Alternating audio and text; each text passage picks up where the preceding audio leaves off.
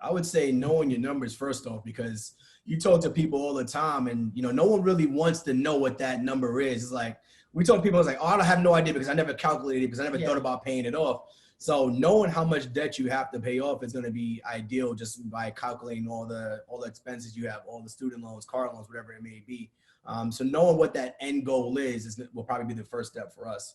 And then we would say budgeting, and the way that we would say to do that is like printing out your statements and credit card statements for the past 3 months to kind of get a pattern of how you're spending, to see where your money is going, and budget for everything. I think people just think you're budgeting for your rent and your car or whatever, but we still budget for restaurants. I mean, because we still plan to eat out. If you don't plan to, then don't budget for that. But we still budget for different things. Uber, Lyft, brunch. You know, we were budgeting for all travel. Of that. And whatever was like left over is what we would throw to the debt. And when I say leftover, meaning like once we put budget in everything, then we would throw that to the debt. So like you said, knowing your numbers, budgeting, and then probably like a debt snowball thing. So listing your expenses, listing your debts from smallest to largest is what we did. You can do the opposite, which is the snowball, the snow avalanche, which is highest to lowest. But we did smallest. Interest, I think, right? Highest interest.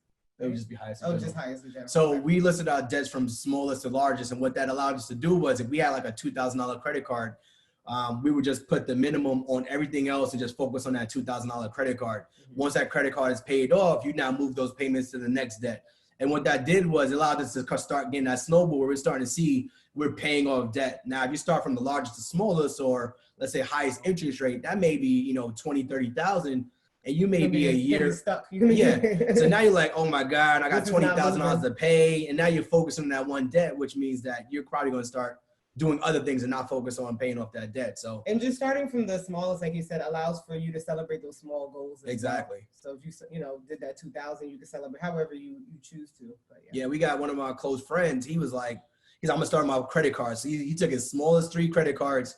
And he sent me a text like a month later. All right, I paid all those credit cards off. I'm moving on to the next debt. He was like, those debts are just lingering there because he wasn't even trying. He's like, I'm putting a minimum, it's whatever. He said, I'm gonna put those smallest to largest. He paid those off. He's like, I'm moving on. So that's definitely a major key for us too. Did y'all use any balance transfers? We did it. I would only say use a balance transfer if you have a extremely high credit card. That let's say you got $5,000 or $10,000 that you feel like it's like 20% interest. You know you're not gonna pay that off, especially if you're not gonna focus on it. If you're not gonna pay it off in the next couple months, balance transfer that to let's say you have a 0 APR for like a year or year and a half. That would be something I would use a balance transfer for.